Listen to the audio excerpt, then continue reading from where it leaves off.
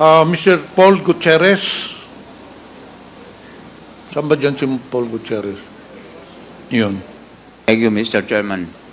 Saan po kayo naka-assign ngayon? Nasa gobyerno po ba kayo? Kasi I understand a month ago you were assigned sa kung saang government agency yun? Yes, Mr. Chairman, I was the previous executive director of our Presidential Task Force on Media Security. My services was expired only last September 12, Mr. Chairman.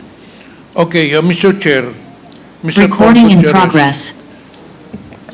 Mabuti nandito po kayo, Mr. Paul Gutierrez. Kasi dito sa sinumpang salaysay ni Jimmy Guban, paragraph 18. While I was detained at the Senate, a media personnel who introduced himself as Paul Gutierrez, who worked as staff of Secretary Benyan Taporda, accompanied by a Blue Ribbon Committee staff, came to my room at the Senate where I was detained, and thereafter, wag mong banggitin ang mga pangalan nila Pulong, Michael Yang at Mans.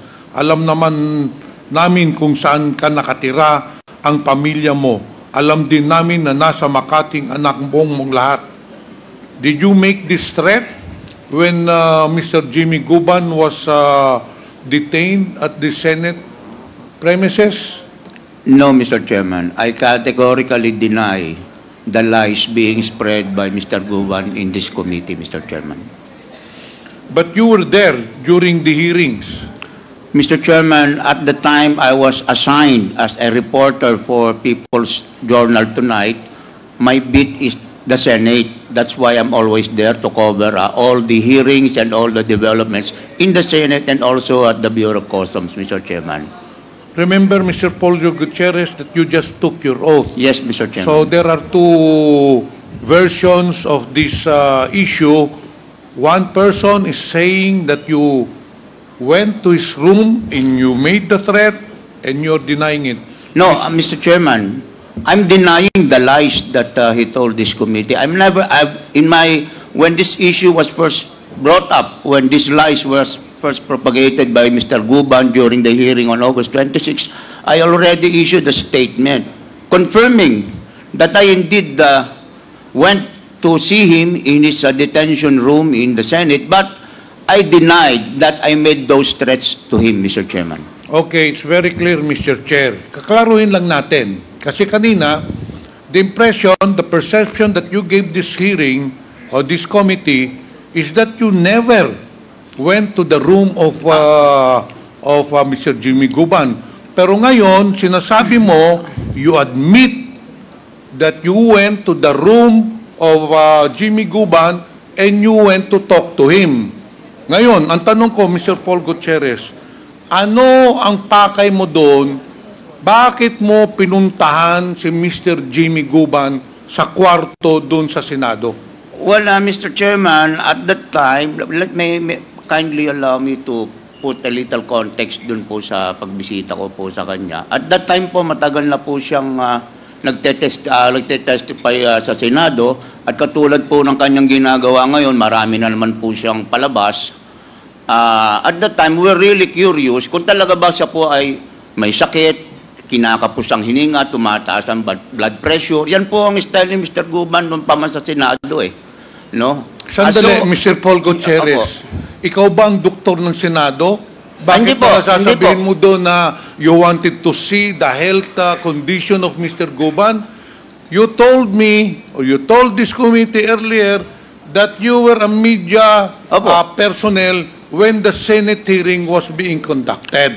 Tama po. Ngayon, ang tanong ko, answer me in simple terms, bakit ka pumunta, anong oras ka pumunta doon sa kwarto ni Jimmy Guban? Hindi ko na po ma-recall nung oras, Mr. Chairman. Hindi, bata ka pa naman, Mr. Paul Gutierrez. Do not say lies. Hindi po ako nagsisinungaling, Mr. Chairman. I went gabi o araw ka pumunta? Araw po yun. Araw. Mga umaga o hapon? I believe after the hearing po yun, siguro po, mga after lunch po siguro. Yan. Mas malinaw.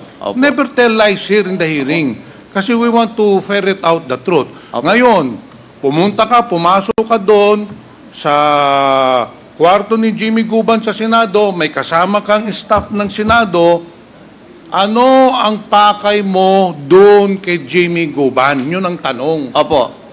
Gusto ko lamang po at that time unang-unang makita personally kung totoo po ba yung condition niya, maayos po ba ang kanyang kalusugan. Hindi ka naman Dr. Mr. Paul Gutierrez. What? Yun lang ang pakay mo? Hindi po. Para tignan lang kung Hindi po. anong health condition ni ano? At That is a very flimsy excuse. hindi, Why are you a doctor? Why are you so concerned with the health of Jimmy Guban? Why don't you tell us the truth? What is the real reason why you went to the room of Mr. Jimmy Guban? You tell this committee because you want to see the health condition of Jimmy Guban? You're not even a personnel of the Senate? O, sabihin mo ang totoo. Ano ang pakay mo? Bakit ka pumunta doon sa kwarto ni Jimmy Guban? Tinanong ko rin po, unang-una po, sa pagkakatanda ko po, tinanong ko po si Mr. Guban, kumusta ba ang kanyang pakiramdam, at naitanong ko rin po sa kanya, at ito naman po ay napatunayan ng mga sumunod na pangyayari, na ano po ang gagawin niya sakaling siya po ang ilaglag ni Mr. Asierto, ni Colonel Asierto. At sinabi naman po niya na hindi pwede nilang gawin sa akin yan dahil mas marami akong alam sa kanila. At yan naman po yung napatunayan po. In the end of the day po, ang nilaglag po niya ay si Colonel Asierto. Pero yun pong sinasabi niyang tinakot ko po siya, Mr. Chairman, on behalf of the people that I don't know personally and who don't know me personally, hindi po nangyari yun, Mr. Chairman. Mr. Paul Gutierrez, Mr. Chair, isalaysay mo nga dito, dahan-dahan mong isalaysay, pagpasok mo doon, hanggang natapos lumabas ka, ano ang pinag-usapan ninyo ni Mr. Guban? Ang natatandaan ko Simulan mo sa from the very beginning. Sabi mo, kamusta ang katawan mo? Opo. Kamusta ang health mo? O sunod, anong tinanong mo? Tapos nga po, tinanong ko po siya kung anong gagawin niya sakali pong ilaglag nga po siya ni Colonel Asierto. Sabi po niya, hindi po pwede yan kasi mas marami kong alam sa kanila. Tinanong ko rin po siya kung yung pong isang dating opisyal ng National Press Club na palagi po namin nakikita sa hearing, kung yun ba ang kanyang kaibigan na nag-PPR sa kanya, hindi po siya umimik doon sa tanong na yun.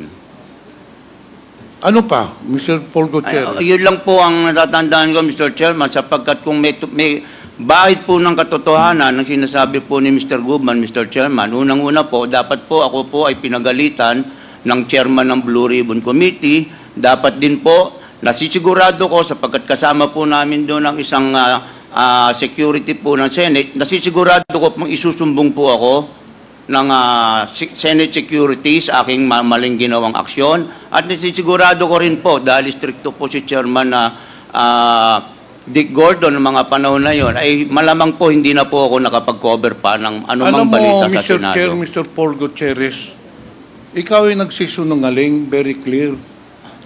Bakit? Kaano-ano mo ba si Jimmy Guban? Why are you so concerned about him na binisitahan mo siya doon in spite na labag doon sa rules ng Senado? Why are you so concerned with Jimmy Guban? May permission. Gaano ba mo siya? Kaibigan mo ba siya? Kakamag-anak mo ba siya? Hindi po. Hindi ko nga, nakita ko nga lang po siya sa unang Just nakita because ko. of that, because of your concern, you go to a resource person of the Senate hearing when you know it is not allowed, when you know na labag yun sa rules ng Senado, para lang tignan siya, tapos baka ilaglag siya, yun lang? I'm Hindi sorry. ka pinapaniwala yan, Mr. Paul I'm sorry, Gutierrez. Mr. Chairman, but hindi po concerned. Maybe po yung pong pagiging curious ng isa pong reporter kung ano ba talaga ang katotohanan po sa sinasabi po nitong Ewan ko, Mr. witness na Chair, ito. kayo ba ay naniniwala na pumunta doon si Mr. Paul Gutierrez dahil lamang curious siya, dahil concerned siya sa health ni Mr. Guban, o kung concerned siya baka ilaglag? Naniniwala ba kayo doon? Well, for this representation does not believe you. There is a deeper reason, there is a more compelling reason why you went to the room of Mr. Jimmy Guban, and the main reason for that is that you threatened him to keep silent. Sinabihan mo sa kanya na huwag kang magsalita, huwag mong banggitin itong mga tao nito. Alam namin yung pamilya mo, alam namin saan nag-aaral. Yun ang pinuntahan mo doon, Mr. Paul Gutierrez. Hindi po, hindi po. Mr. Jimmy Guban, andyan, kaharap tayong tatlo. Kaharap tayo sa buong, Your Honor, yun ho ang pinakamagaling na magsinungaling na reporter. Dahil ano po ang pinakadahilan, bakit niya ako pupuntahan? Sa kwarto ko na hindi nga kami magkakilala. Ni hindi ko ho siya kaano-ano. Hindi rin ako humihingi ng tulong sa kanya. Wala naman po ako nagpasabi na, Mr. Paul, tulungan niyo nga po ako dahil malakas kayo kay ganito. In fact, Your Honor, hindi ko rin ho kilala si Mr. Bini Antiporda. Sa kanya ko lang din nakilala at nalaman ko rin lang doon na si Bini Antiporda at Michael Yang at siya. Hindi man ho ako nag-i-interest sa National Press Club. That is not my job. Siya din na nagsabi. Doon ko lang din po, Your Honor, nalaman na sila ang officers ng National Press Club. Hindi ko po kilala, Your Honor. Pakisabi mo dito sa komitiba, ano talaga ang sinabi sa'yo ni Mr. Paul Gutierrez? Kasi puro kalokohan yung sinasabi niya eh. Your Honor, he threatened me na pag binanggit ko ang pangalan ni Michael Yang, Pulong Duterte, Mans Carpio, and his boss, Bini Antiporda, mapapabadali, mamamatay kaagad ako, kasama ang pamilya ko, lalo na kung ako, ilipat na kaagad sa Pasay City Jail. So that is their plan. So doon po nila ako terminated. At may kasama po yan, hindi po guard, empleyado ng Blue Ribbon na babae. Kaya nga ako nga po binuksan eh, dahil yun ang kumatok sa pinto. Tiga Blue Ribbon to. Inadmit niyo po, sana inadmitin niya kung sino rin po yung empleyado na kasama niya. Dahil, Thank you, Mr. Jimmy Guban, Mr. Chair. This representation, mas naniniwala sinasabi ni Mr. Guban. Because yung sinasabi ni Mr. Paul Gutierrez na pumunta doon siya sa kwarto para tignan lang yung kondisyon ng katawan ni or yung health condition at saka concern siya, hindi man nakaano-ano si Jimmy Guban. It's very clear, Mr. Chair, that this person is lying. Now, may